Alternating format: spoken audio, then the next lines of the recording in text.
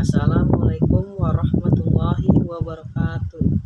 Perkenalkan, nama saya Rahman Nurul Huda dari Teknik Informatika Reguler B, Universitas Mitra Karya. Di sini saya akan sedikit menjelaskan tentang pasca kemerdekaan bangsa Indonesia. Sejarah Pancasila pasca kemerdekaan pada tanggal 6 Agustus 1945. Bom atom dijatuhkan di kota Hiroshima oleh Amerika Serikat yang mulai menurunkan moral semangat tentara Jepang. Sehari kemudian, BPUPKI berganti nama menjadi PPKI, menegaskan keinginan dan tujuan mencapai kemerdekaan Indonesia. Bom atom kedua dijatuhkan di Nagasaki yang membuat Jepang menyerah kepada Amerika dan sekutunya.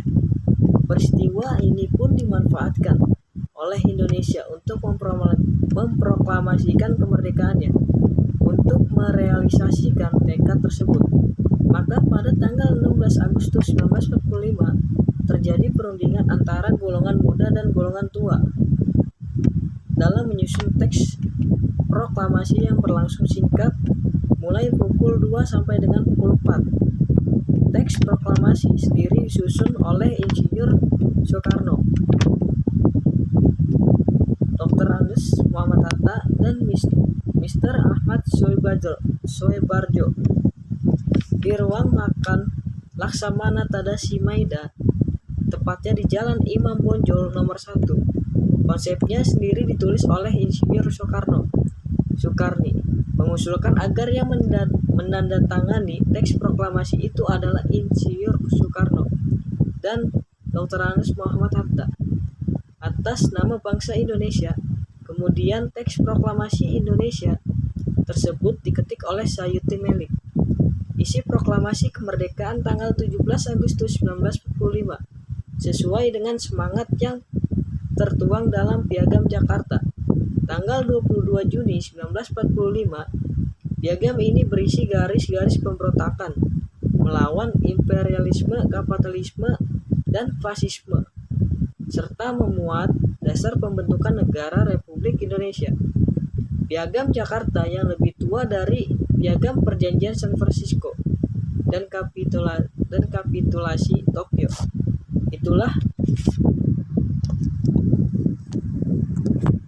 Itu ialah sumber berdaulat yang memancarkan proklamasi kemerdekaan Republik Indonesia. Piagam Jakarta ini kemudian disahkan oleh sidang PPKI pada tanggal 18 Agustus 1945 menjadi pembentukan Undang-Undang Dasar 1945. Setelah terlebih dahulu dihapus 7 kata dari kalimat ketuhanan dengan kewajiban menjalankan syariat Islam bagi pemeluk-pemeluknya, diubah menjadi ketuhanan yang Maha Esa. Pada tahun 1950-an muncul inisiatif dari sejumlah tokoh yang hendak melakukan interpretasi ulang terhadap Pancasila. Saat itu muncul perbedaan perspektif yang dikelompokkan dalam 2 kubu. Pertama, beberapa tokoh berusaha menempatkan Pancasila lebih dari sekedar kompromi politik atau kontrak sosial. Mereka memandang Pancasila tidak hanya kompromi politik, melainkan sebuah filsafat sosial atau Weltanschauung bangsa. Kedua, mereka yang menempatkan Pancasila sebagai sebuah kompromi politik. Dasar argumentasinya adalah fakta yang muncul dalam sidang BPUPKI dan PPKI. Pancasila pada saat itu benar-benar merupakan kompromi politik di antara golongan nasionalis, netral agama, dan nasionalis Islam mengenai dasar negara. Pancasila era Orde Lama terdapat 2 pandangan besar terhadap dasar negara yang terpengaruh terhadap munculnya dekret presiden. Pandangan tersebut yaitu mereka yang memenuhi anjuran presiden atau pemerintah untuk kembali ke Undang-Undang Dasar 1945 dengan Pancasila sebagaimana dirumuskan dengan Piagam Jakarta sebagai dasar negara. Sedangkan pihak lainnya menyetujui kembali ke Undang-Undang Dasar 1945 tanpa cadangan. Artinya dengan Pancasila seperti yang dirumuskan dalam pembukaan Undang-Undang Dasar Dasar yang disahkan PPKI tanggal 18 Agustus 1945 sebagai dasar negara. Namun kedua usulan tersebut tidak mencapai quorum keputusan sidang konstitut. Badan konstitut ini menemui jalan buntu pada bulan Juni 1959. Kejadian ini menyebabkan Presiden Soekarno turun tangan dengan sebuah dekret presiden yang disetujui oleh kabinet tanggal 3 Juli 1959 yang kemudian dirumuskan ke Istana Bogor tanggal 4 Juli 1959 dan diumumkan secara resmi oleh Presiden pada tanggal 5 Juli 1959 pukul 5 di depan Istana Merdeka. Dekret Presiden tersebut berisi 1. Pembubaran konstitut. Undang-Undang Dasar 1945 kembali berlaku dan pembentukan Majelis Permusyawaratan Rakyat. Sosialisasi terhadap paham Pancasila dijadikan ideologi negara yang tampil hegemonik. Ikhtiar tersebut tercapai ketika Insinyur Soekarno memberi tafsir Pancasila sebagai satu kesatuan paham dalam doktrin Monipol atau USDEK. Manifesto politik adalah materi pokok dari pidato Soekarno tanggal 17 Agustus 1959 berjudul Penemuan Kembali Revolusi Kita yang kemudian ditetapkan oleh Dewan Pertimbangan Agung menjadi garis-garis besar haluan negara. Belakangan, materi pidato tersebut dikukuhkan dalam penetapan Presiden nomor 1 tahun 1960 dan ketetapan MPRS nomor 1 MPRS 1960 tentang GBHN. Manifesto Politik Republik Indonesia tersebut merupakan hasil perumusan suatu panitia yang dipimpin oleh Dewan Aidit yang disetujui oleh DPA pada tanggal 30 September 1959 sebagai haluan negara. Oleh karena itu, mereka yang berseberangan paham memilih taktik gerilya di dalam kekuasaan Insinyur Soekarno. Mereka menggunakan jagoan-jagoan Insinyur Soekarno dengan agenda yang berbeda. Taktik demikian digunakan oleh sebagian besar kekuatan politik, tidak hanya PKI.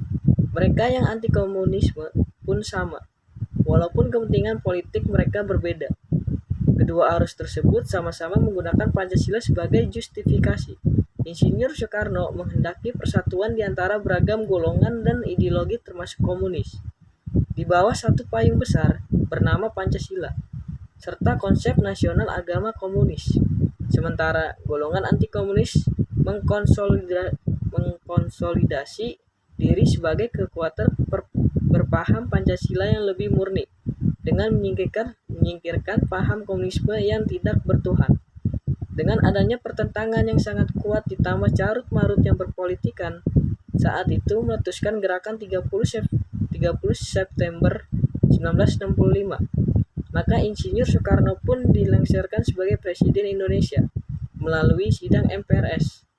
Setelah jatuhnya Insinyur Soekarno sebagai Presiden, selanjutnya Jenderal Soeharto yang memegang kendali terhadap negeri ini. Dengan perpindahannya kursi kepresidenan tersebut, arah pemahaman terhadap Pancasila pun mulai diperbaiki. Pada peringatan Hari Lahir Pancasila 1 Juni 1967, Presiden Soeharto mengatakan, Pancasila makin banyak mengalami ujian zaman dan makin bulat tekad kita mempertahankan Pancasila. Selain itu, Presiden Soeharto juga mengatakan, Pancasila sama sekali bukan sekedar semboyan untuk dikumandangkan. Pancasila bukan dasar falsafah negara yang sekedar dikeramatkan dalam naskah Undang-Undang Dasar, melainkan Pancasila harus diamalkan. Dengan lengsernya Presiden Soeharto pada 21 Mei 1998, asas tunggal Pancasila dalam pidato kenegaraan di depan DPR RI tanggal 16 Agustus 1982, Presiden Soeharto mengemukakan gagasan yang mengenai penerapan asas tunggal Pancasila atas partai-partai politik. Sesungguhnya gagasan ini bukan gagasan baru, karena tahun 1966 sampai dengan 1967 sudah terdengar gagasan untuk mengasas tunggalkan partai-partai politik. Namun, tampaknya keadaan belum memungkinkan. Tujuan menyeragamkan asas partai-partai politik adalah untuk mengurangi seminimal mungkin potensi konflik ideologis yang tergandung dalam partai-partai politik. Berbeda dengan gagasan Bung Karno dalam pidatonya tanggal 1 Juni 1945, bahwa Soekarno mengharapkan agar Pancasila dijadikan dasar filosofis negara Indonesia. Tiap golongan hendaknya menerima anjuran filosofis ini dengan catatan bahwa tiap golongan berhak memperjuangkan aspirasinya masing-masing dalam mengisi kemerdekaan. Maha tahu mana yang benar dan mana yang salah. Nilai-nilai itu selalu ditanam ke benak masyarakat melalui indoktrinasi, dengan seolah-olah dikesampingkannya Pancasila pada era reformasi ini. Pada awalnya memang tidak nampak suatu dampak negatif yang berarti, namun semakin hari dampaknya makin terasa dan berdampak sangat fatal terhadap kehidupan berbangsa dan bernegara Indonesia. Dalam kehidupan sosial, masyarakat kehilangan kendali atas dirinya. Akibatnya, terjadi konflik-konflik horizontal dan vertikal secara masif dan pada akhirnya melemahkan sendi-sendi persatuan dan kesatuan bangsa Indonesia dan negara Indonesia. Dalam bidang budaya, kesadaran masyarakat atas keluhuran budaya bangsa Indonesia mulai luntur, yang pada akhirnya terjadi disorientasi kepribadian bangsa yang diikuti dengan rusaknya moral generasi muda. Dalam bidang ekonomi, terjadi ketimpangan-ketimpangan di berbagai sektor diperparah lagi dengan cengkeraman modal asing dalam perekonomian Indonesia. Dalam bidang politik, terjadi disorientasi politik kebangsaan. Seluruh aktivitas politik seolah-olah hanya tertuju pada kepentingan kelompok dan golongan. Lebih dari itu, aktivitas politik hanya sekedar merupakan libido dominandi atas hasrat untuk berkuasa, bukan hanya sebagai suatu aktivitas memperjuangkan kepentingan nasional yang pada akhirnya menimbulkan carut-marut kehidupan bernegara seperti dewasa ini. Namun demikian, kesepakatan Pancasila menjadi dasar negara Republik Indonesia secara normatif, tercantum dalam Ketetapan MPR. Ketetapan 1998 pasal 1 menyebutnya bahwa Pancasila sebagaimana dimaksud dalam pembukaan Undang-Undang Dasar 1945 adalah dasar negara dari Negara Kesatuan Republik Indonesia, harus dilaksanakan secara konsisten dalam kehidupan bernegara. Ketetapan ini terus dipertahankan meskipun ketika itu Indonesia akan menghadapi amandemen Undang-Undang Dasar Negara Kesatuan Republik Indonesia tahun 1945. Selain kesepakatan Pancasila sebagai dasar negara, Pancasila pun menjadi sumber hukum yang ditetapkan dalam Ketetapan MPR tahun 2000 pasal 1 ayat 3 yang menyebutkan sumber hukum dasar nasional adalah Pancasila sebagaimana yang tertulis dalam pembukaan Undang-Undang Dasar 1945, yaitu ketuhanan yang Maha Esa, kemanusiaan yang adil dan beradab, persatuan Indonesia, dan kerakyatan yang dipimpin oleh hikmat kebijaksanaan dalam permusyawaratan perwakilan, dan serta dengan mewujudkan suatu keadilan sosial bagi seluruh rakyat Indonesia.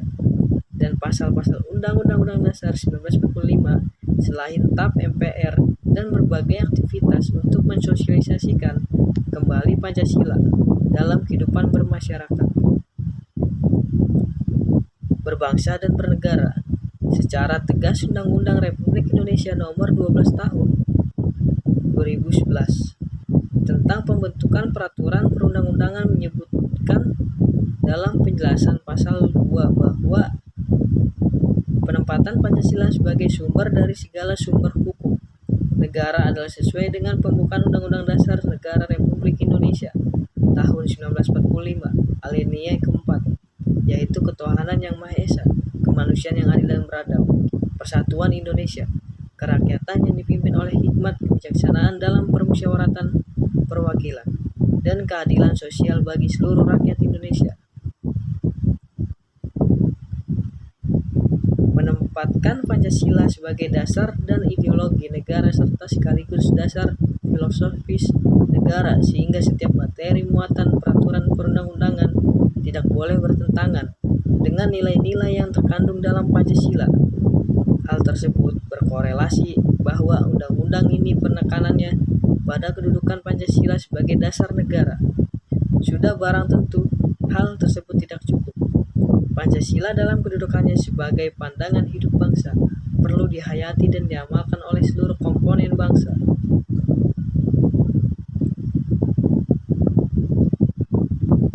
Kesadaran ini mulai tumbuh kembali sehingga cukup banyak lembaga pemerintah di pusat yang melakukan kegiatan pengkajian sosialisasi nilai-nilai Pancasila.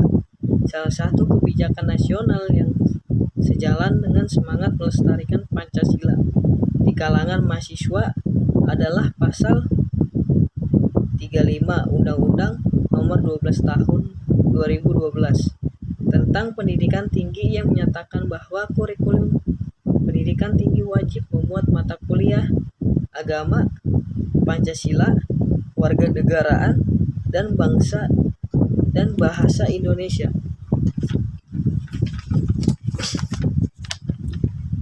Itulah sedikit penjelasan Pancasila di pasca kemerdekaan. Kurang dan lebihnya mohon maaf karena saya juga masih belajar.